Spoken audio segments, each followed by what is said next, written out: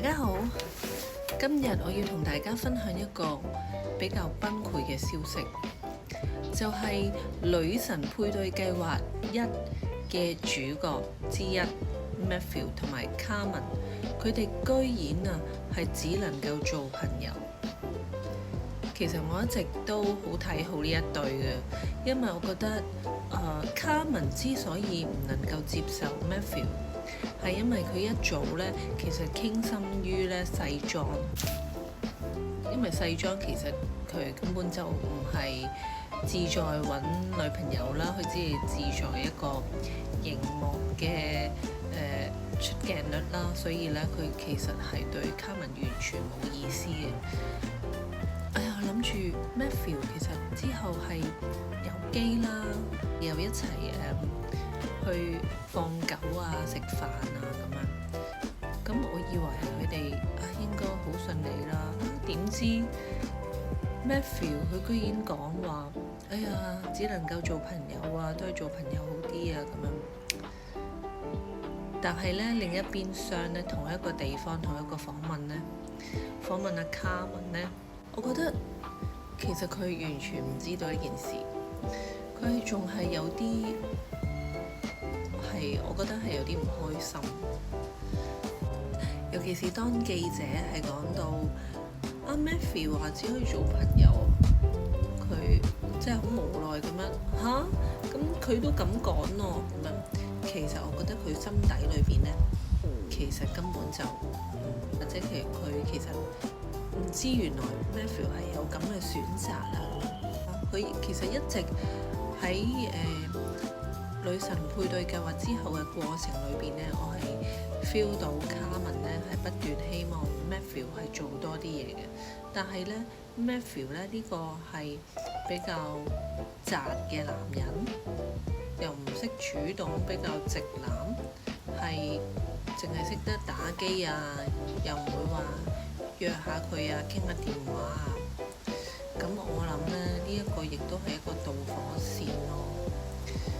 其實 Matthew 係咪真係想藉住女神配對計劃去認識朋友，定係純粹想搏呢一個出鏡率咧？事實上佢經過呢一個嘅女神配對計劃之後咧，佢真係多咗出鏡率，咁依家多咗人識佢咯。事實上呢個係事實嚟嘅。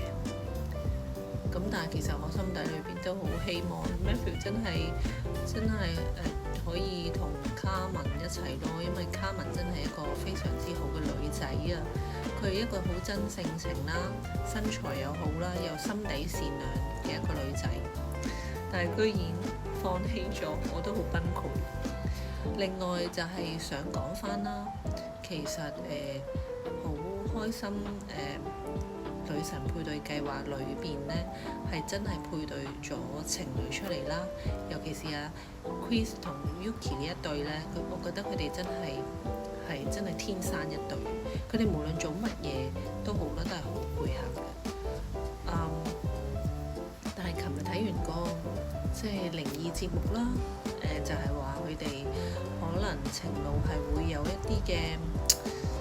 波折啦，咁希望佢哋能夠即係越過呢啲波折去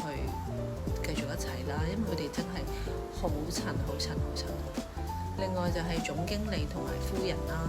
總經理同埋夫人都係一個好襯，因為其實講真，Chris 同埋總經理咧就真係為咗佢哋中意嘅人咧去參加呢個女神配對計劃嘅。因為總經理之前其實已經有知名度，我覺得參加呢個可能係加速呢個知名度，但係亦都唔會話好大嘅幫助，即係冇 Matthew 咁大嘅幫助，冇 Matthew 同埋細莊咁大嘅幫助咯。因為細莊點樣講之前，即係冇乜人氣嘅，即係因為佢又唔係 TVB 藝員啦，佢只係一個 YouTuber 啊，又講飲食啊，可能做啲歌啊，咁真係唔係咁出名嘅。咁 Matthew 咧亦都係一個 model 啫，佢係冇一個知名度咯，但係依家都有啦。我就明咧點解大家都會針對總經理同埋夫人啦，因為我覺得佢哋好 sweet，佢哋真係睇得出夫人佢真係真心。每一次見到總經理嘅眼神咧，都係透露出閃光嘅，所以其實佢哋一齊做一啲 CP 嘅節目啊，又或者係一啲嘅 YouTube 啊，咁又有咩問題咧？點解成日都話佢哋好煩啊？其實係咪妒忌人哋太過 sweet？ 其實我覺得我希望佢哋一直 sweet 落去，而唔係話中途如果我見到佢哋係分開咗，我覺得我自己都會好崩潰啊！就係咁啦，即係我覺得雖然有時話睇節目睇真人 show 咧就唔好咁認真啦，但係唔知點解我覺得女神配對計劃咧都幾真，即係唔會話好似韓國某一類嘅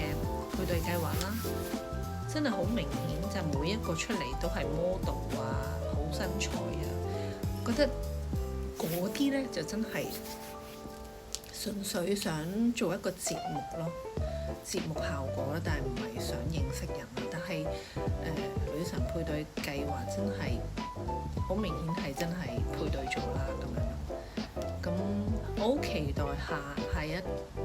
個女神配對計劃2嘅，因為其